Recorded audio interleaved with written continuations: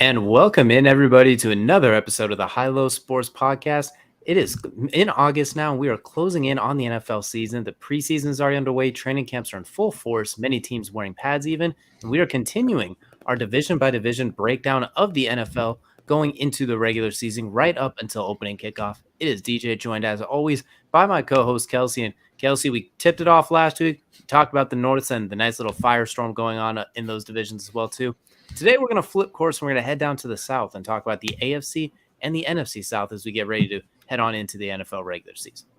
Yeah, we went from the high and mighty peaks of the of some of the powerful teams in the North to now we're going to get a little dirty down here in the South and kind of have to grind these ones out. Some of these games, some of these teams, look, they may not be the best put together, but they will grind a few wins out that might surprise some people. So I'm excited for this one to get talking about the South because there's a lot of interesting pieces in the South in both AFC and NFC.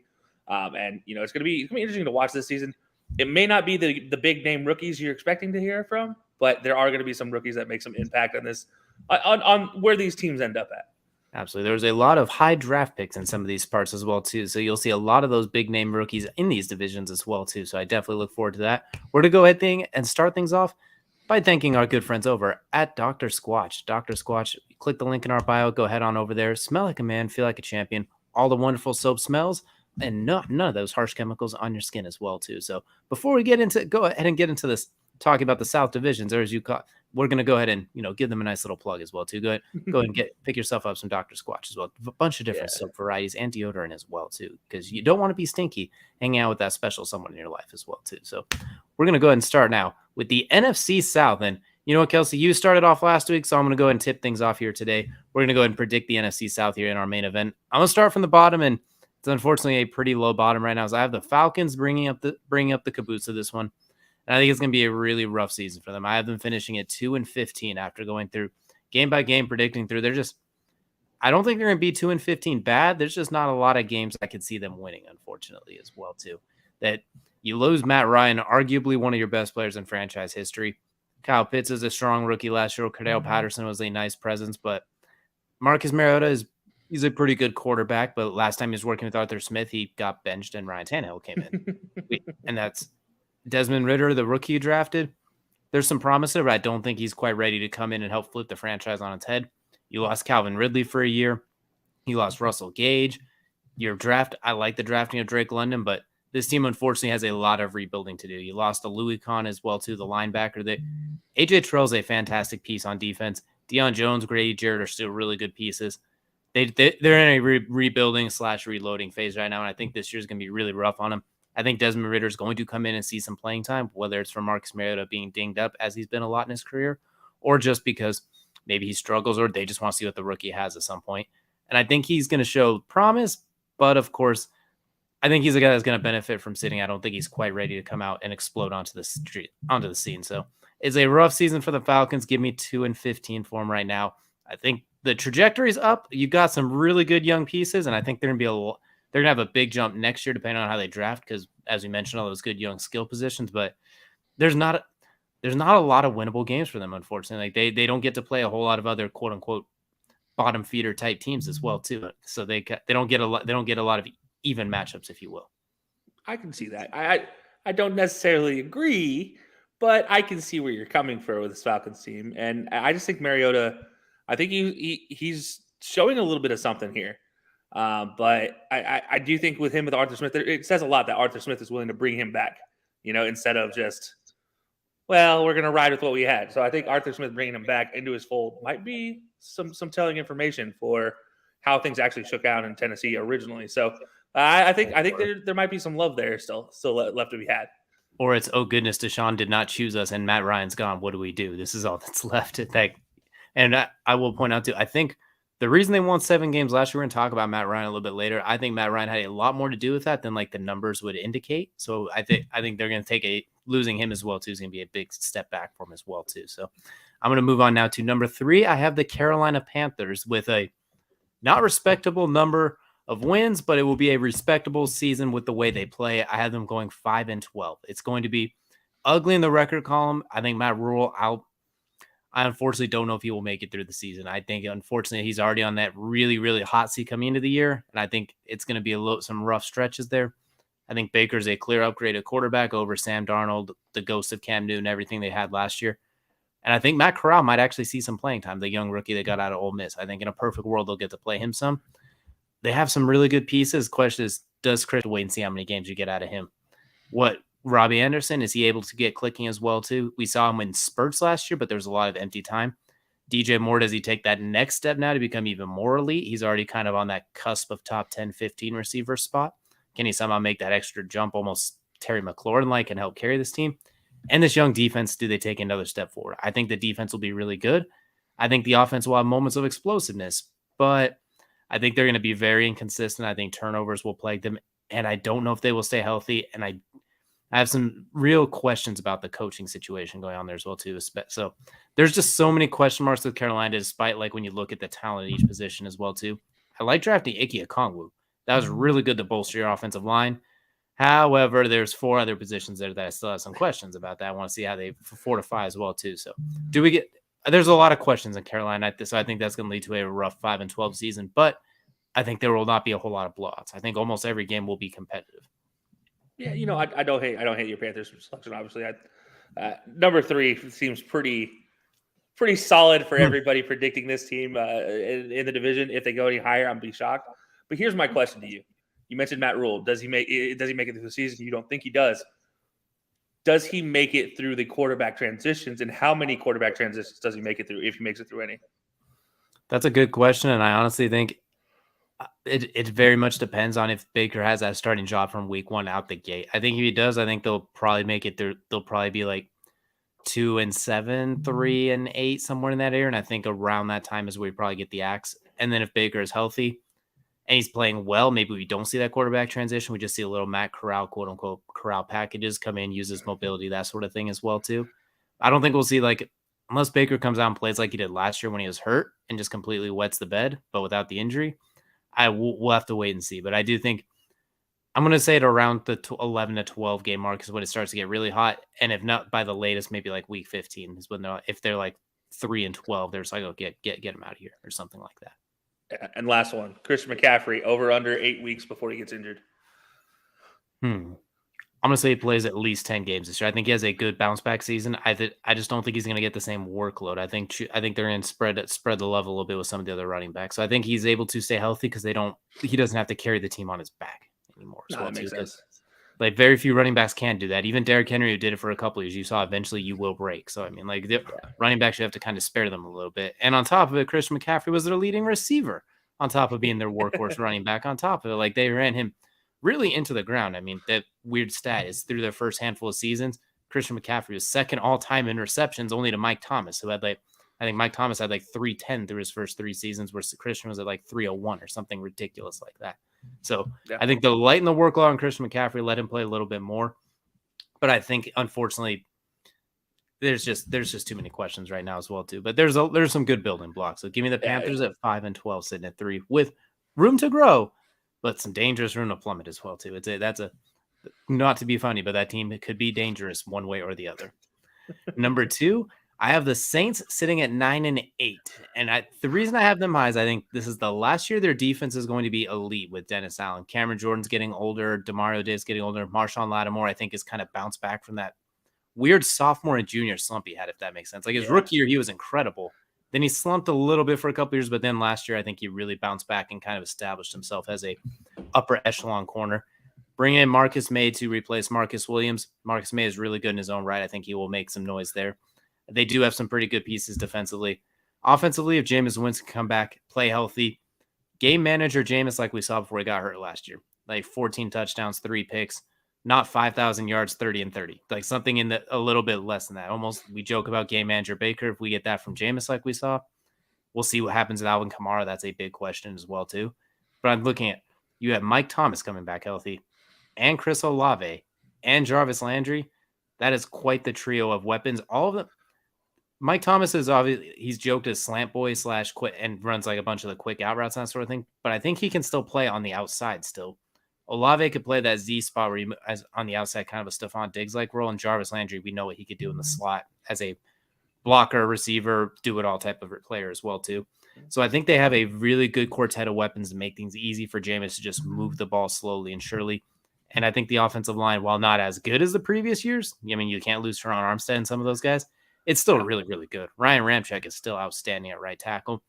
Well, if Jameis can stay healthy and they don't try and force the weird Taysom Hill packages again, and they can find a way to get Jarvis, Olave, Mike Thomas going in the offense, I'm not going to say he's a dark horse MVP candidate. I'm not going that outlandish, but I think the Saints could be an underratedly effective team if everyone stays healthy, because I still think that defense still gives Tom Brady and a lot of players issues when the offense can actually stay on the field. When they lost games, it's because the defense was out there for 49 minutes of the game, it felt like, because they just kept turning it over. So give me the Saints making a surprising 9-8 turnaround. Nothing too fantastic, not like Jameis Winston is the New Orleans Saints' next great quarterback, nothing like that. Olave's going to have a good rookie year. I think Mike Thomas can't guard Mike, but I don't think he'd be hard to guard Mike, if that makes sense. I don't think he'll fully bounce. I don't think he'll be fully like that 2018, 2019 form, but I think they have a lot of promising pieces. So give me 9-8 for the Saints and making a run at one of those wild card spots as well, too. In fact, I actually have them finishing as that 7th seed is how I actually have it playing out. And I had them surprisingly going 5-1 in the division. So I have them beating the two teams at the bottom and splitting with the Bucks. Fair enough. You know what? I respect it. I don't know what I did with my selections. We'll talk about those later. But I got to ask you about Tyrann Mathieu. You didn't mention him at all. Number 1 rated overall safety in Madden. You don't even mention that he lands back in New Orleans. I'm not gonna lie, it slipped my mind completely as well too. Tyrann Mathieu is awesome as well too. But I was thinking, I haven't written down in my notes as a loss for the Chiefs, but they replaced him with Justin Reed. I forgot to write down he went to the Saints, so that makes me feel even better about my predictions. You have 2 versatile safeties like that. Where, by the way, Derwin James should be the highest rated safety in Matt, but I digress. Yeah. My personal opinion. But anyway, I think everybody's personal opinion. I feel like, unless you're just Tyrann Mathieu. Tyrann Mathieu is outstanding, and the fact and I feel really, really good about it because I was trying to remember who that other Saints defensive piece was on there, but it was on the I could not was not. Oh yeah, don't forget Dan Sorensen. Money Dan Sorensen back there. Well, you know what? I got to change this. They're now going 13-4. I mean, I got to change my bill when you put Dan Sorensen out there. But I think that defense will be really good. Tyrann Mathieu, Marcus May, Marshawn Lattimore. That's a really good secondary, very versatile secondary. Demario Davis, an incredible coverage linebacker. Still got Cameron Jordan, Marcus Davenport. They got dudes on defense, and Dennis Allen's still a really good defensive-minded coach. Now the question is, Jameis, don't throw picks, feed your receivers, almost like a game manager offense, but it's a high-volume throwing offense nonetheless as well too. Like those quick little bubbles and flare-outs and zig routes are going to substitute for your generic handoffs, if that makes sense. So he'll have high volumes of passes, probably a good volume of yards, but it'll be in a game manager-esque type of situation. That brings me to my next question then. Jarvis, you mentioned Jarvis coming to the Saints. Homecoming for him as well. Can we finally see Jarvis set back to his career record highs? Because it's been, I mean, look, he had a great first season with Baker, but it's kind of been a miss since then. He hasn't been the Jarvis that signed with Cleveland since that day. And can we see that Jarvis ever come back? 85 to 90% of that. He's not going to be the 110 catch a year guy like it was with Miami. I don't think, just because where he primarily dominates is very similar to where Mike Thomas does his best work. So I think they're going to be interchanged a lot in there. I think in the run game, we're going to see a lot of Jarvis Landry in those inside blockings, the crackbacks, the double teams. I think his value is going to be not as big on the stat sheet as what we're going to, as a episode will be as a football player as well too. Those fake end arounds with him as well too, that he did a lot in Cleveland, where he could throw it, he could run it, it could be a fake. A lot of those versatile things I think he's going to be used for as well too. And then on top of that, Chris Olave doesn't have quite a similar skill set as him, but if he could pick up some of the things Jarvis Landry does, I think that could be so beneficial for them. And even Mike Thomas, he once the best receiver in the game, there's a lot that can learn from. So I think he's going to have his presence going to be felt on the stat sheet, but even more off of the stat sheet as well too. But I do think he's going to have a quote unquote bounce back season from his last couple with the Browns as well too. I think he'll put up some pretty decent numbers. So Heinz Ward-esque is what we can expect from him this season. Not Super Bowl Heinz Ward-esque, but for a lot of the other stuff. Yeah. So I think he'll be doing it all, being wreaking havoc, blocking and receiving. So exactly, I think he'll be a really, really good fit. I don't think he'll light the league on fire. He'll still probably be a receiver 3 by the end of the year, but he'll be a really, really good receiver 3. And I think he'll get that 70-80 catch mark, especially if they throw it as high volume, short passes. I think they will. Okay. All right. Interesting. All right. So now that I've distracted you enough from your number 1 team in the South, so go ahead and rip the Band-Aid off of this one and shock the world with your number 1 NFC South prediction. Well, to nobody's surprise, I have the Tampa Bay Buccaneers at the top of the NFC South. 13-4, 5-1 in the division, just like the Saints. They walked through the Panthers and the Falcons. They split with the Saints. I think he finally beats the Saints in the regular season. I think at 45 years old, Tom Brady with the Bucs gets that hump off his back where he's able to beat the Saints in the regular season. So that'll put him at, let's see if I'm not mistaken, 1-5 in his 3 seasons against the Saints in the regular season, what a weird thing to think about, right, as well, too. He's led the league in passing last year. He won the Super Bowl before that, but then you have a weird thing like that. The Saints just seem to be that weird thorn in his side. But I have him going 13-4, number 1 seed in the NFC. Spoiler alert, coming up later as well, too. I think Tom Brady's going to have I don't think he's going to lead the league in passing like it last year, where he was my preseason MVP prediction last year going into it. I think they're going to be Julio Jones, Russell Gage, the receiver and core is the best in the game. When you go top to bottom depth, Chris Godwin, Mike Evans, now you have Kyle Rudolph in there as well, too, at tight end. It's as deep as it gets. I think he's going to be really good. I don't think he'll be quite as – he'll take one step back likely, but he's still going to be a top 3 quarterback by the end of the season with all the stats, with just all the weapons they have. But there's just – looking at their schedule, there's just not a lot of games that I could see them really losing. Like the NFC is very, very – I don't want to say weak, but a lot of the power shifted to the AFC. That the powerful teams lost to what they lost went to the AFC, where the Bucs lost nothing really. I mean, the one player they really lost was Ronald Jones, and then Gronkowski to retirement. They did have some offensive linemen dings up and losing Kappa and some injuries here and there, but Tristan Wirfs is still good. It looks like Jensen is still going to be possible. Jensen's a little banged up. We'll have to see about that, but something tells me they'll sign J.C. Treader, get a Pro Bowl caliber center, and be on their way before we know it. So give me Tampa Bay 13-4, kind of a cakewalk season for him as well. I think Tom Brady will be really, really good once again. Look for the receivers to everybody eats a little bit as well. Defensively, they're still pretty loaded as well too. In fact, their defense might actually shock some people with how good they could be. I think they'll even last year they took a little bit of a step back in certain spots. I think they'll improve a little bit this year too, especially on the back end. I like it. You mentioned the receivers all eating. There's a new receiver in town coming in that number 2 role. It looks like Julio Jones. How impactful is Julio going to be in this Tampa offense? You think he'll take that number 2 role? You think he'll take over Chris Godwin's spot, or? Well, I mean, maybe we'll see. Well, we'll see. This is for you to predict. Well, I think Chris Godwin will probably miss a couple of games just coming back from that knee injury, but I think Chris Godwin will come back. He'll take over as that main slot type of receiver role. But I think Julio Jones is going to help them the most in the red zone, just because you lose the Gronkowski. So you're going to put Mike Evans on one side, you're going to put Julio Jones on the other side, and you're going to have Kyle Rudolph and Chris Godwin in the middle and say good luck everybody else. And I think by that, Mike Evans is probably going to get I think it's going to just be fade routes for days between those two. So I can see Julio Jones getting a good amount of touchdowns. Between the 20s, maybe not quite as much work, because that's usually where Tom likes to kind of work the middle of the field, the Chris Godwins, that sort of thing as well, too. So I think he'll be a very effective receiver. I don't think he'll be Julio of past, like Atlanta Julio, but he'll be much better than Titans Julio Jones. Like, he'll be way better than that. Maybe like a 800-yard season, maybe, but I think it'll be the 8 or 9 touchdowns. That'll be like, oh, well, okay, then that's a nice change. We haven't seen that in a while. So I think he'll be a big threat in the red zone. So reverse last couple seasons of Atlanta. Completely, yeah.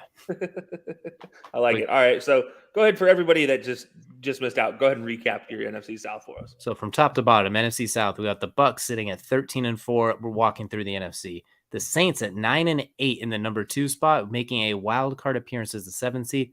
The Panthers with a competitive but unfortunately not very high win, 5-12. And Atlanta with a rough season, sitting at 2-15, and in the midst of will probably be a pretty decent rebuild. All right. Respect it. I like it. All right, so went through my NFC South picks. There's a look on your face for a few of them as well too. So I know you got some change. You got a little difference of opinion here. So go ahead, Kelsey. The floor is yours. Take us through your NFC South predictions. Yeah. So starting from the bottom, working my way up. I'm starting to question my own sanity when I pick these now. I felt pretty good about the first division we did, and now I don't feel great right now. So number 4, the New Orleans Saints at 3-14, going 1-5 in the division. Their one win, although as outlandish as it is, still comes against Tampa. So I don't know how I ended up with this, but I honestly don't. Jameis and I have a love-hate relationship with Jameis. And I, again, don't trust Jameis coming off of an injury, given we didn't really see enough winning mentality with Jameis. We saw capabilities, but we didn't see enough winning with Jameis before he got injured last year. They were a good team. But how much of that is the defense carrying him? And now the defense did get better, but I still worry you can't lose somebody like Marcus Williams and it'd be just like, okay. Like, I know Marcus May is capable. I know Tyrann Mathieu is capable. Again, not the number one safety in the league capable, but he's capable. Daniel Sorensen is a liability, though, and when you throw him in there in those dime and nickel packages, I do worry. I think this is more just like wishful thinking, and I think Alvin Kamara's injury is going to hurt a lot more than – or not an injury, but the legal situation is going to hurt a lot more than anybody thinks. Because Mark Ingram, anytime he's a feature back, is 2 yards. You need 3 yards, he's going to get you 2 yards. You need 1 yard, he's going to get you 2 yards. You need 7 yards, he's going to get you 2 yards. Mark Ingram is a 2-yard back. That is it. They don't have enough depth there. I can't even remember the third string running back they brought in. And I don't trust the whole Michael Thomas contract situation in the offseason. Chris Olave, I love him as a receiver. He's fantastic. He's going to build into a great player one day. Right now is not the time for experimenting out here. You need to win games, and it's going to be on. I feel like it's going to be on Jarvis and that defense, and I don't think there's enough there. There's no tight end that you can trust for this team either. I just don't trust a single tight end on this team. I think it's Troy Hill is their starting tight end. Still don't trust him. What if I told you Jarvis Landry is QB2?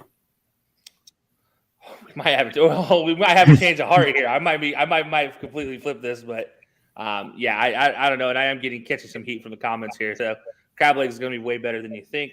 You know what? He might be better than I think, but he has to prove it to me. Last time I saw him on a field for a full season, he threw 30 interceptions. So I don't know. I don't know what to expect from him right now. That was blind Jameis, though. We got LASIK eye Jameis right now. We've only seen 7. I've never seen LASIK eye. We've seen 7 games of him, and they were 5-2. 5-2, but it was very sketchy. 5-2 against a very easy schedule. They were at the top of the division and in the middle of beating the Bucks. And they did beat the Packers too. Don't forget they ramrodded the Packers week 1. Jameis threw 5 touchdowns then for like 40 yards or whatever it was too, because they were all 3-yard touchdowns. That Packers, we could all agree that Packers team in the early season of last year was not the Packers team that finished out that season. So the one that finished out the season was worse. You saw what happened. You saw what happened in that playoff game. But I agree with you. It's a very they're interesting to watch. I think they could go 9-8, 10-7, but they could really easily plummet, especially if Jameis starts tossing picks again as well too, and if he's even healthy and able to come back right away. Because I don't know if they're going to try and bring out Taysom Hill again. If that's the case, I'm following your 3-13 if Taysom Hill's or 3-14 if Taysom Hill's taking the snaps. Yeah, it is a really big worry that I think they can go one way or the other. Honestly, I do believe this team could be good enough to go and land themselves in a wild card role. If I also see misses more than 5-6 games, and I agree, then it gets really sketchy. Yeah, it's just there's not enough in the running back core for me to feel safe. I'm sorry, Mark Ingram. No, shut up. Like go back to being Lamar's hype man, and that's it. Go back to fumbling into your own end zone when you're at Alabama. Like, let's not forget where you came from, Mark Ingram. You're the gift of a Heisman Trophy. They gave it to you because somebody from Alabama had to finally win one, and they just gave it to you. All right, well, we can go off on this tangent. This one's going to lead you down a very, very dark path. So I'm going to let you go and take us up the ladder now. Who do you have at number 3 in the NFC South? At number 3, I'm going with those Panthers. And, yeah, this is a situation where I think the Panthers are a very interesting team where they could easily go 7-10. But I have them at 4-13. I don't think they're going to be good enough to win out. I do think we might see a carousel at the beginning of the season. I think we see Sam Darnold in game 1, and then it's going to be a Baker for game 2 and 3. And then when it's 0-3 and Baker looked like crap in games 2 and 3 and threw 6 interceptions, it's going to be Matt Corral season. And Matt Corral's not going to give you anything. And Matt Rule's going to be gone, and it's going to be up to Christian McCaffrey. And again, we all know what Christian McCaffrey can do. When healthy, he can be fantastic. When he's not healthy, that team sucks. Chuba Hubbard is fantastic as a backup running back, but he is not. Let's not kid ourselves. He's not Christian McCaffrey. Nobody's Christian McCaffrey. Nobody's that skilled. So I love their defense, and I think that's what gets them 4 wins. And I love Christian McCaffrey. I think that's what gives them 4 wins. DJ Moore gets 4 wins. Robbie Anderson gets them 4 wins. None of their quarterbacks get them any wins. It's going to be like an end around or a Robbie Anderson end around, throw it up to DJ Moore for a touchdown. Like that's what this is going to end up being. I just don't see this Panthers team doing much of anything. But yeah, 4-13 in the season, 2-4 in their division. They pull one out from the Saints, pull one out from the Falcons. So, okay, you know what? I I'm intrigued. I'm not really too surprised about this one. I'm surprised about what's about to come next, though, as well, too, because there's 2 teams left in the South. And, well, one of them is definitely someone that I was not as high on. So I'm going to let you go right on ahead now to number 2 you have sitting there. Yeah, so hanging my own self right here with number 2. Here's this one's going to be played back on the replay at the end of the season of bad takes, probably. It's either freezing cold or Nostradamus. Or somebody's going to crown me a king and I'm going to be a billionaire. Well, let's not get hasty now. I mean, like, maybe we'll give you a fist bump, but let's not. We want to crown him, then we'll crown your ass. That's fair. But at number 2, the Dirty Birds themselves, the Atlanta Falcons, 7-10. Actually, I'm going 4-2 in the division. The only team they lose to is the Buccaneers, but they pull one from the Bucs and then they lose the other one to the Saints. So they split the series with both of them. Split the series with the Panthers, not the Saints. Oh Lord, I'll get the bread eventually. They're all bottom dwellers. Who am I kidding? I do think this team, again, I think there was a lot to say about Mariota coming back with Arthur Smith. I think that's a big tell. Like, an offensive coordinator who becomes a head coach doesn't just bring in a guy he benched if there's not a reason. Like, there is a very valid reason. He believes in the skill set of Mariota for this team. And I think we do see Cordell Patterson continue his ramrodding of this wide receiver running back role that is absolutely fantastic for him. That new development. Like, I think this is going to be the transition we see. He's going to be the guy that kind of spearheads at Deebo Samuel's second in line of what this new role could be. And I think they're going to do exceptionally well with it. I think Drake London, I mean, if you're sleeping on Drake London at this point in time and you're still tooting that Treylon Burks horn, sorry, spoiler alert for when I talk about the Titans, you're doing it wrong. Like, you're looking at this completely wrong. Drake London, man, he is absolutely lighting up number 1 corners, former all-pro corners, still guys that have gone to Pro Bowls in the most recent as 2 years ago, corners. He is making them look idiots, like idiots in practice. And I mean, I think that's something to be said. It's a bailout. Every quarterback wants a bailout, right? And just being able to bail it out to a 6'5" receiver that can go up and dunk on anybody makes you feel pretty good, right? I like that option. I know Marcus Mariota loves that option. So I think Drake London's going to be fantastic. I think Kadero Hodge as a third receiver is actually going to be a little more deadly than a lot of people think. I'm not going to say he's going to be fantastic, but I think he's going to be a little more deadly than people think. And I do think there's a little white guy playing middle linebacker coming out of Montana State that might make himself a pretty big nuisance in this NFC South come this next season. And I think he's going to have an opportunity. Troy Anderson, if you guys don't know who I'm talking about, literally the perfect athlete grade in the draft. The only perfect athlete grade for a middle linebacker or for any defensive player not on a defensive line in the draft. Oh, he won awards playing quarterback in college as well too. So if worse comes to worse, let him run some wild Falcon with him, Cordero, Drake London, and Kyle Pitts. Like, my questions for you now though is, so you talked about Marcus Mariota, and then do you think Desmond Ridder sees the field at all this year? I think there's an opportunity for him. I think it depends. I think it depends on how this season goes. So I have him at 7-10, but the way they get to 7-10 is very awkward. They win 3, lose a bunch. Middle of the season, there's that transition to Desmond Ridder. And Desmond Ridder rattles off too early. They go into a stalemate. Then they run that back end where they run the Panthers and Saints at the end of the season. They win both of those. And that's how I have them getting to 7 wins. So it's not like – this isn't like a 7-win comfortable win. Like, this is like I'm going to back my way into success leading into next season, 7 wins. It saves Arthur Smith's job, and it gives Desmond Ridder a stepping stone for next season, I think. Do you think Desmond Ridder will establish himself as the guy they should run with going to next year, or do you think they'll be looking to draft a quarterback early next year? Oh, no, I think Desmond Ridder will be just fine. There's a lot of things you have to take into account for this offense for the Falcons. Number 1 being Calvin Ridley will return after this season, unless he takes another $1,500 bet and becomes an idiot that does that. I hope he doesn't. He is a great player to have on the field, and the fact he gets a year for a stupid bet is the back end of a parlay, and that's like it's just like a throw-in bet for his parlay. Like, it's tough. But no, I think there's a lot to look forward to for this Falcons team, and I think they'll build on that this year in a very backwards way, but they'll do it and get ready for next year and hopefully have some progress. I'm very hopeful for this Falcons team. Really, I am. But I'll wrap it up by saying, imagine you would have third-year Kyle Pitts, you'd have second-year Drake London, and in his prime Calvin Ridley, and a full season under his belt Desmond Ridder going to next season with whatever they draft as well too.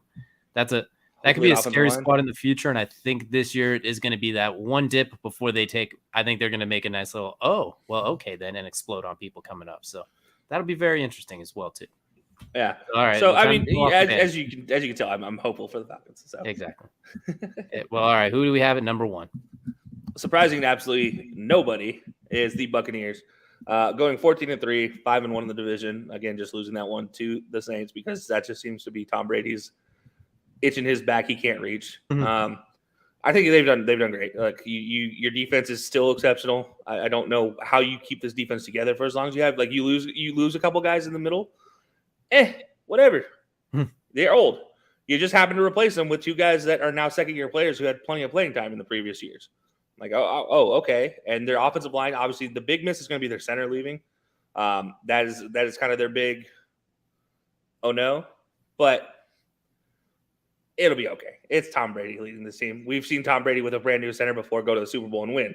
So, I mean, I'm not really worried about the center-quarterback connection there at all. Like, I mean, really at anything. And Tom Brady now gets his offensive coordinator. Is now his head coach. Or his offensive coordinator stays. They get the head coach he wants. And, yeah, I think it all works out. So, I think this Bucs team, everything about him is built to win. I mean, you got everything you want besides getting his way to Miami, basically at this point. So, I mean, I think I agree with you. And there's not a whole lot of competition. So you got to imagine for the Bucs, it'd almost be a very disappointing season if you won less than 12 games. Like it'd be like, what is going on here? Something is broken. Something is haywire if they win less than 12 or 13 games. So I'd agree with you. It feels like all signs point to the Bucs ship leading the way, not just in the NFC South, but being a contender in the NFC as a whole. So, and when even at such an advanced age too, he's still the best quarterback in the division by a country mile, a fortnight, a parsec, whatever you need as well too. So he's got that division kind of on a stranglehold. My question for you two though is, what do you think Julio Jones's impact will be now with his new team? I think he does impress, but I also think, just like you, I think it's going to be reverse Atlanta the last couple of seasons, where it is very much just, he's inside the 20s. He's going to be fantastic. Outside of the 20s, he's not going to look great. I think it's going to be a disappointment to some people who are expecting that Julio Jones. I do think, though, with that said, the guy will still go and jump over people. So if there's a 50-50 ball opportunity, he's going to go up and win it 9 times out of 10, in my opinion. So I still think there's opportunity there. I still think those goal line red zone fade routes between Julio and Mike Evans is just going to be dangerous. I mean, what do you do? Double team both of them like it's a punt, then they're going to get it to 4-tutty Lenny right up the gut, or throw to Kyle Rudolph in the back of the end. So I'm like, this red zone offense should be almost unstoppable, but at this point as well too. It's going to be absolutely ridiculous. But NFC South, very similar at the top, as we both have the Bucs running away with it comfortably as well too. So that looking now to the AFC South, where before I'll just show everybody, if you missed it, let me go ahead and recap myself. Just so you guys can hear the blasphemy that I just put out there in the world. Number 4, the Saints sitting at 3-14. Number 3, the Panthers at 4-13. Number 2, the Falcons at 7-10, and taking the division and number 1 overall in the NFC, just like you. Bucs at 14-3 instead of 13-4. So cannot wait for that. It'll be very interesting to see. What do you have the Bucs going in the division? 5-1? In division 5-1. Yep. Okay. So very much we both have them basically that one random loss to the Saints that's mandatory each year as well too. Just for once they don't lose both of them, it feels like. So should be a very interesting NFC South. But that's gonna take us now over to the AFC South, where things we'll let you all decide where things go as well too. And Kelsey, for the AFC South, I will go ahead and let you take things away, start with as well too, since I went first on the NFC South. Go ahead and let us know how you think the AFC South plays out, and if it's going to be as much of a cakewalk as the NFC South kind of was. It's going to be 2 front runners. It's going to stay the same 2 front runners that they've been in the last 5 seasons. It feels like it's been these 2 teams and nobody else. There was that one Deshaun season. To me, I look at this division and you have your obvious bottom dwellers, you have your obvious guys up top. So we'll get straight to it. I'm not even going to just peel the Band-Aid off. Texans, you guys are awful. Everybody's hurt right now, and you got a lot of work to do. You're still like a draft and a half away from getting there. And this has become as no insult to anybody who's a Houston fan. I'm sorry. This is a rough season. 2-15 is where I have them. 1-5 overall in the division. Surprising absolutely nobody. They managed to squeak that one game off against the Colts because somehow the Texans seem to be the Colts issue in the world. I don't get it. It just happens. Weird, the weirdest thing in the world. I'll never understand that one. I really don't have a lot to say about the Texans. I mean, it's like Brandon Cooks or bust. Obviously, their young rookie Dameon Pierce will be taking over as their number 1 running back. He looks fantastic. I wish Marlon Mack would get more of a burn. Probably won't get that opportunity. Dameon Pierce has just been running out of his mind in camp. Davis Mills, look, if he was on a different team with different opportunity, with different weapons, who actually had weapons, and an offensive line that wouldn't get him killed, you might see some interesting things there. This defense. Yeah, I'll just leave it at that. Like their defense it exists on the field, but I don't know how much they're gonna do with everybody, being either a rookie who's a primetime player or just not the greatest player at their position. Like it's gonna be kind of rough. It is gonna be a team that's gonna be led by a bunch of young guys. In 3 years, this team's gonna be dangerous if they can keep them all together and they keep them all healthy and like working towards the same path. But right now, it's not there. So. I like Derek Stingley. That's about the extent of what I like about the Texans right now. There's a lot of holes, and they got a lot of work to do to kind of undo the Bill O'Brien, Deshaun trading D-Hop, just the mess of that 3-year stretch where they were good at the time, but now you have to pay the tax man, if you will. I don't know what happens with an NFL organization when these things happen. You've had 5 years to look towards this season and know that this was coming. Like know in the back of your head that if you don't begin picking young guys here to fill these extra positions here, you're going to be at just the bottom of the league for a couple years. It's not just like 1 or 2 years. Like this is a couple year type of thing. I never understand how teams could just overlook the future like this. This is always bothers me, and the Texans have just done the most egregious job of it lately. You mentioned Bill O'Brien. The trades under Bill O'Brien are just god awful. I think it's safe to say. At least you got some extra first-round picks for the next couple of years going forward. So you do have a chance to flip things around quickly if you need to as well, too. So Houston bringing up the rear. Yeah, so Houston at number 4. Number 3, that leads me over to Duval, Jacksonville. Jaguars, 4-13, 2-4 in their division. And they're getting better. They're getting better. You still have to figure out your issue at running back. Does James Robinson come back healthy? Can you trust Travis Etienne to carry the entire load, considering he went out as early as he did last preseason? Your receivers, you let them all go. Where'd they go? Where's your receivers at? Defense, though, you did a pretty good job. Like you did a pretty good job refilling your defense. Although I still don't get why you let Myles Jack go. Somebody answer that one for me, please. At least you held on to Josh Allen for this year. Until the trade deadline. I don't know if you're going to keep him through the trade deadline at this point in time. Still scratching my head at the Trayvon Walker number 1 overall.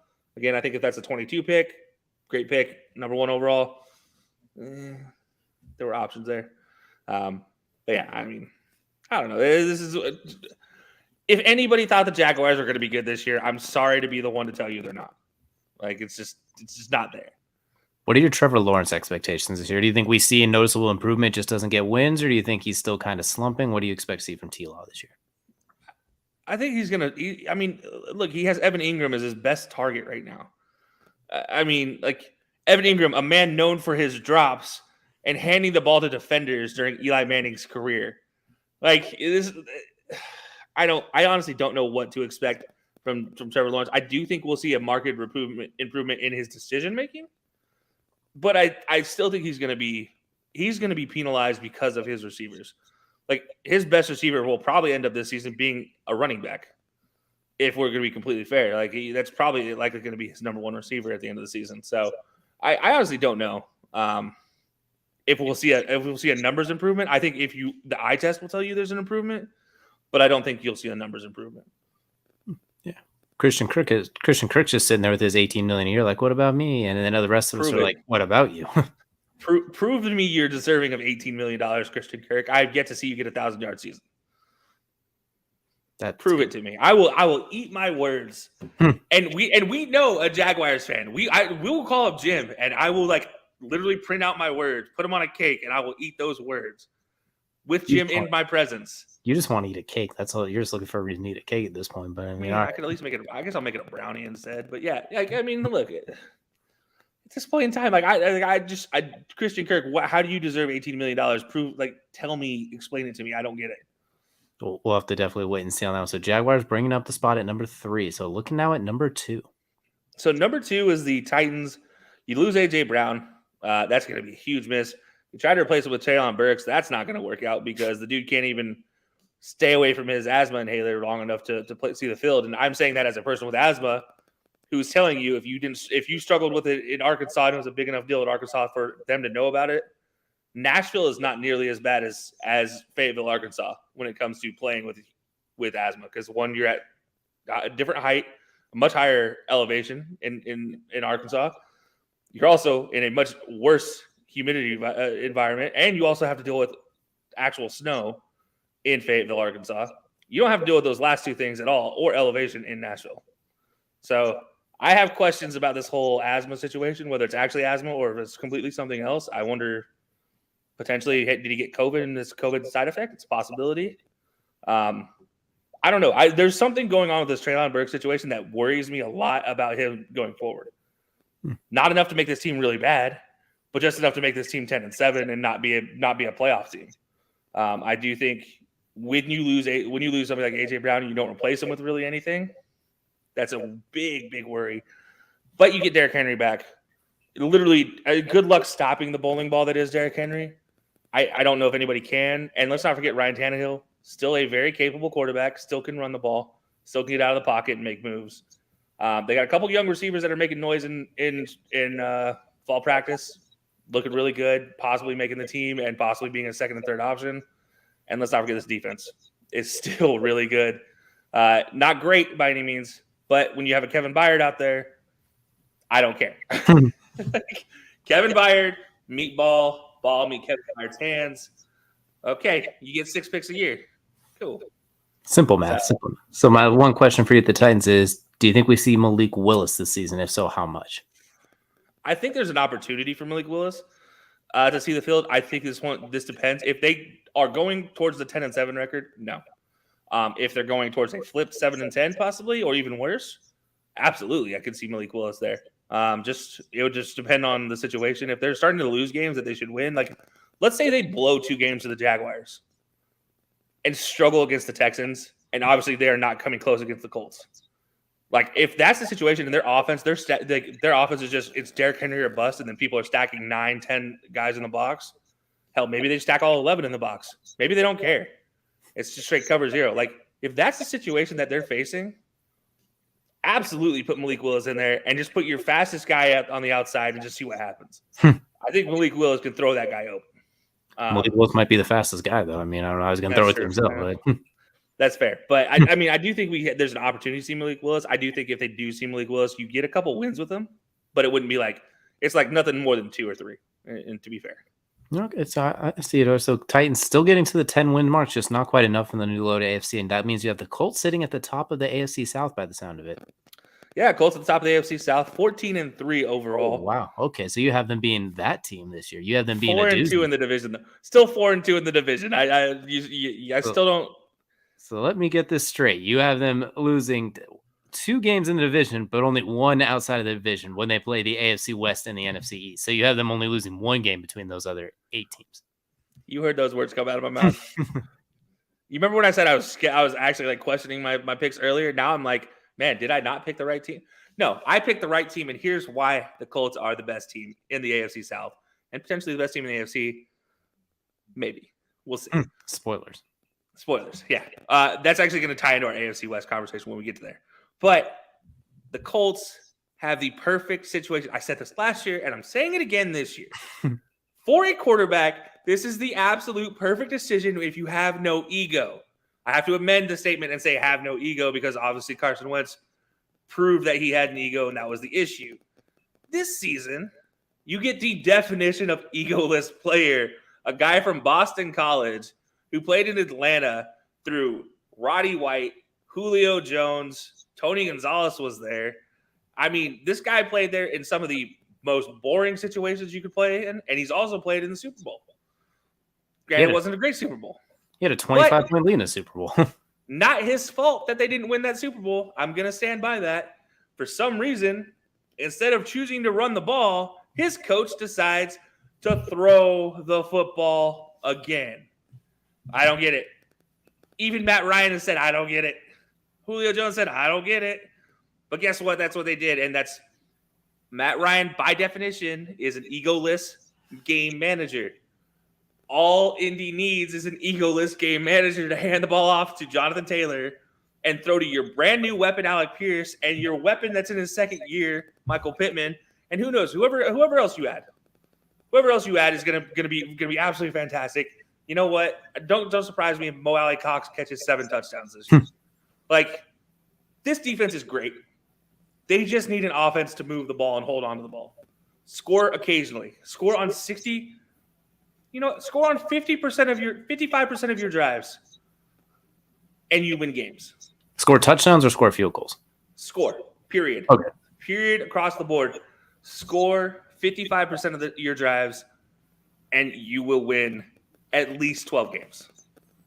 So you're saying if they have 6 drives a game, score three times, get yourself 21 points. I think that'll probably be enough for most of your games. I honestly don't think this defense is as good as they could be. As I talked about with like the Saints earlier, where like they're a young team, or no, I was going to say, but the Texans earlier, where they're a young team led by some youngsters that are going to be great in 3 years. I think these youngsters for the Colts that are now older, I look at Kenny Moore, I look at Darius Leonard, I look at Blackman in the secondary, who this time because of injury, is going to be fantastic this year. I mean, I think the big miss is Kari Willis. That obviously hurts him retiring, but I do think this Colts team is going to be very dangerous nonetheless. Very interesting. All right, so 14-3, the Colts with a big bounce back as well too. Matt Ryan, who's like 8th on the all-time leading passing yards, the ultimate game manager for this offense as well too. So that's interesting. I'm rolling with it. As we're getting on the back end of the show, I'm going to cruise through mine here pretty quickly because they're weirdly similar, but with some twists. So Texans, I have at the bottom. Actually, would you like to, for those who didn't catch it, you want to repeat the order for what you had as well? Oh, yeah. So everybody, if you didn't catch my list, it is Texans 2-15 at number 4, Jaguars at number 3 at 4-13, Titans at number 2, 10-7, and the Colts at number 1, 14-3, taking the AFC South. All right, so we'll go through mine quickly. I have the Texans at the bottom as well, 3-14. I like Derek Stingley Jr. a lot. I think they need more. They just need to draft. They need to add players. I think Brandon Cooks will be pretty decent, but I think part of that's going to be because he might end up getting traded as well too. So I wouldn't be surprised if he gets traded by the end of the year as well. At number 3, I have the Jaguars 5-12. Trevor Lawrence is going to look pretty good, I think. I think we're going to see improvement, more touchdowns, less picks, higher completion percentage. But he's going to take a full year of even Doug Peterson doing some of his best coaching work to undo what Urban Meyer did that first year as well too. But even if Trevor Lawrence is twice as good as he was last year, that's going to get him just slightly above where we expect as a rookie. That's how bit big of a hindrance I think the Urban Meyer experience really was. Plus, you factor in like the James Robinson situation where they wouldn't give him the ball and made a mess and he got hurt. Travis Etienne being out last year. And their receivers, well, like we kind of joked about, Christian Kirk, $18 million, you got to prove it. It's better than what he had last year. I think that's the weirdest part. So he is arguably the guy who reset the market and made absolutely no sense, and Tyreek, Devonta Adams, and all those guys thank him for it. But he's still light years better than what they had last year after DJ Shark went down. Marvin Jones is still a solid receiver. Travis Etienne might play a little receiver. So I think we'll see improvement, but not enough wins. So give me 5-12. The defense, I think, as well, too. Devin Lloyd, I like him. Added to the defense. Good momentum forward, but they still have some work to do. Number 2, I have the Titans, but I have them at 7-10. I think it's going to be a rough year for the Titans. I think losing A.J. Brown, you lost Corey Davis the year before. What you mentioned with Treylon Burks, I don't think he's going to be able to replace the loss of those two. I think Tannehill, we kind of saw last year, their 12-5 number 1 seed in the AFC was, I don't want to say fluky, but it was kind of one of those things where a lot of things kind of pointed in the right direction for him. Like kind of like the Warriors' first championship. Everyone talks about how they got to go through like an injury here, an injury there. Like you didn't have Kyrie, Kevin Love. You didn't have to deal with Mike Conley. You didn't have all the injuries they talked about. Kind of felt like that with the Titans. Like you caught the Bills at the right time before they peaked. You caught the Chiefs when the Chiefs were, before they actually, learned that you don't have to throw 60 yards every single play, before they got rolling as well. Then you picked up some weird back end wins. Like you were down big to the Seahawks. You ended up, then the Seahawks kind of gave that one away when Julio Jones had his 100-yard game of the year. Then you had the 2 wins with the Colts as well too. The division was just weirdly miserable last year, but then you still lost to the Jets and to teams like that. So I think it was a weird 12-5 last year. I think they take a step back. I'm worried that we don't see Derrick Henry play all 17 games. I'm not saying he gets hurt like he did last year, but I think maybe he only get 15 games, maybe misses a game here or there or something that nags him as well. You can't give him no matter how grown of a man Derrick Henry is, because we know he's just whatever human is, he's at the very top of it before exceeding human. You can only hand him the ball, give him the ball so many times before something starts to crack. So I think it's going to be a rough season for the Titans, and I do think we see Malik Willis, whether it's in his own package system or if he ends up taking the job as well too. So I do think we see a decent amount of Malik Willis. So give me the Titans at 7-10. So at the top, I also have the Colts, not quite as dominant. I had them at 11-6. I think they're gonna be 5-1 in the division. I think they're gonna be really good in the division. I think against the AFC West, they're gonna go 2-2. So I think that they'll do a decent job dealing with those teams as well too. I think the NFC East they'll be comfortable. So I think I'm going 11-6 as a really good team as well too. I think Jonathan Taylor's going to get a little bit less burn, but he's still going to be a top 3 running back. I think Matt Ryan, everything you said about him, the man was an MVP. He was if you look at since he entered the league, he's like 3rd in passing yards during that time or something asinine like that. I think he's had 1 season less than 4,000 yards, maybe 2. We talked about how bad Atlanta is arguably, or at least how bad I think they're going to end up being. And he would lead them to 7 wins last year. He was running over linebackers last year at 37 years old. He was dipping his shoulder and truck sticking full-grown linebackers. So I think he has a good amount left in the tank, and he has those. So one thing that Carson Wentz refuses to do, he's not afraid to check it down. And I think we're going to see him utilize that a lot. It's not going to be wait, throwing a triple coverage. It's going to be a little bit of what we saw with Phillip Rivers as well, too, with a little bit of the good with Carson. I think he's the split between them. And I think that defense is going to be insane. Bringing in Stephon Gilmore to play on the outside as well, too, a healthy Stephon Gilmore. So you have arguably one of the better outside corners with the best nickel corner, a DeForest Buckner, Julian Blackmon. When Shaquille/Darius Leonard gets healthy, you'll have him at linebacker with Bobby Okereke. Bringing in Yannick Ngakoue, too, who people forget. I know he bounces around a weird amount, but he dominates everywhere he goes. He averages 8 sacks a season for his career, and I think leads the league in forced fumbles since he entered. There's in the top few to go with. I think that defense is going to be fantastic. As you mentioned, the offense just has to score enough and keep the ball, play keep away sometimes, move offensively, be efficient. Matt Ryan does what he did last year with a putrid Falcons team. I think they'll be just fine. I think you don't even need MVP, Matt Ryan. You just need like 80% of that, and I think they'll be really, really good. I think this team's going to be underratedly dangerous, kind of like everything we talked about last year, but actually real life this year. So I have them going. So for me, for the AFC South, we have the Texans bringing up the rear at 3-14, Jaguars 5-12, the Titans 7-10, and the Colts taking the AFC South with an 11-6 record and a team that is very, very dangerous entering the playoffs as well too, with a very, very deep running back core. Now it won't just be Jonathan Taylor this year too. Yeah, no, I like it. Now, we did just like last week. We're going to real quickly run through fantasy players to watch for each division, for each team. So, DJ, I went first last time. This time you get to go first. And let's go ahead and just run it right back here with the AFC South. Cool. AFC South. Texans, I'm going with Brandon Cooks as a fantasy player to watch. For no other reason, I think he gets traded, but I think you don't have a whole lot else to really – who else are you going to pick at this point? For the Jaguars, I think Travis Etienne's going to be the guy. We forget when Doug Peterson was the coach of the Eagles and one of the heads of that offense, they threw a lot to the running backs, guys like Clement out of the backfield. We even saw LeGarrette Blount, Jay Ajayi, different guys get involved in the passing game. So I look for Travis Etienne to be basically the safety blanket for Trevor Lawrence when Christian Kirk's not separating against the Stephon Gilmores and the Jalen Ramseys of the world.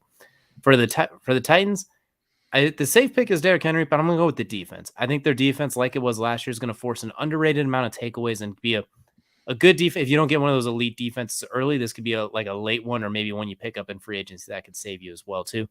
Then for the Colts, I'm going with Nyheim Hines as a fantasy player to watch. When Phillip Rivers was the quarterback, he led the team in receptions. Last year, Carson Wentz threw nothing under 15 yards, so we didn't see a bunch of Hines. I think we'll see them split the difference this year. Hines as a receiver and a running back dual threat. Look for Nyheim Hines to get a lot of good action as maybe like a flex RB3 type of option too. I like it. All right, I'm going to real quick run through my AFC South. I'm going to go with the Texans. I'm going Dameon Pierce, the young rookie running back. I already said Marlon Mack is not going to get enough burn. Dameon Pierce looking great through fall practice. Looks like he's going to get the majority of carries.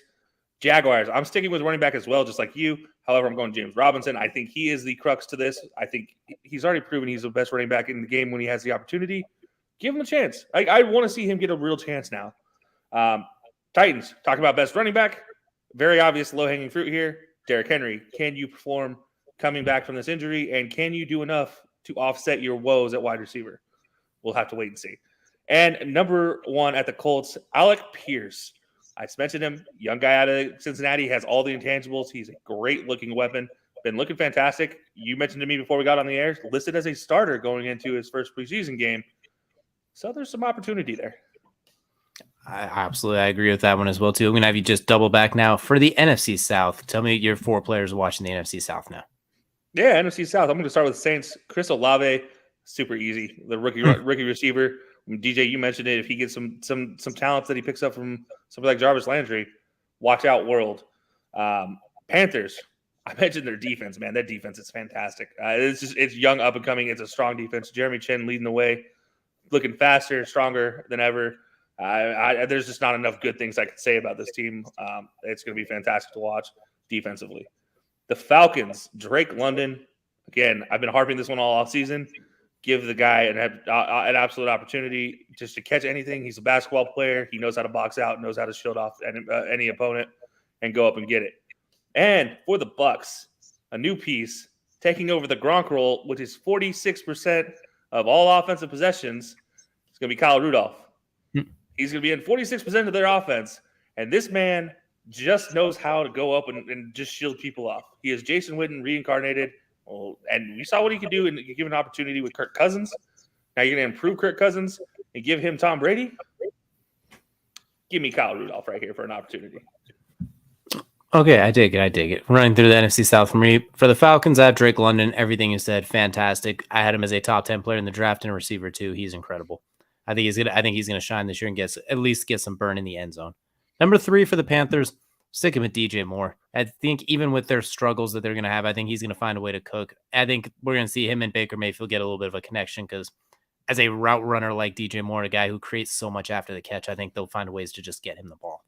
For the Saints, I think we're going to see a bounce back year from Mike Thomas. It's not going to be can't guard Mike, as I joked earlier. It's going to be hard to guard Mike, which could still result in about 90 catches, 1,000 yards, and 8 touchdowns, which is still a pretty good. If you can get him as like your second or third receiver, that's a pretty good stat line. You'll take that all the time.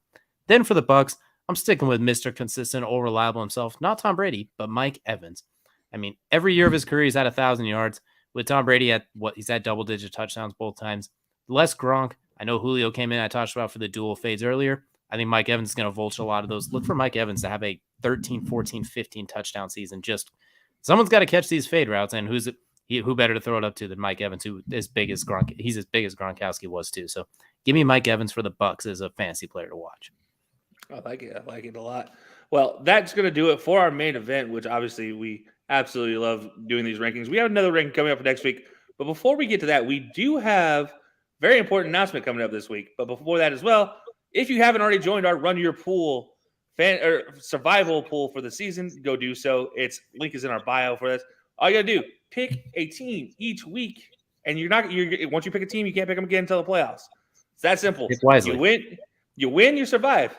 You lose, you're done. It's that easy, super fun, super competitive, and you got an opportunity to win some great prizes there as well. But there is a big announcement this weekend. We will be in Canton for the Fantasy Football Expo 2022, powered by NBC Sports Edge. We're going to be there with all sorts of Belly Up personalities. You got TSS Fantasy, Dynasty Brews, Belly Up MD, more from the Belly Up Fantasy team. You got Mike, our CEO, coming in and checking it out. It's going to be a blast. Absolutely. You hear some of our fantasy players. If you're in the area, feel free to stop in and tell us why you think our fantasy predictions are absolute trash, or why we might be geniuses, or how we might have won you a league last year as well too. So there's a whole lot to talk about. We can't wait to see that fantasy football. Run your pool. There's so many different things in addition to watching the game. You can have like 17 different things going on while the game is playing at the same time.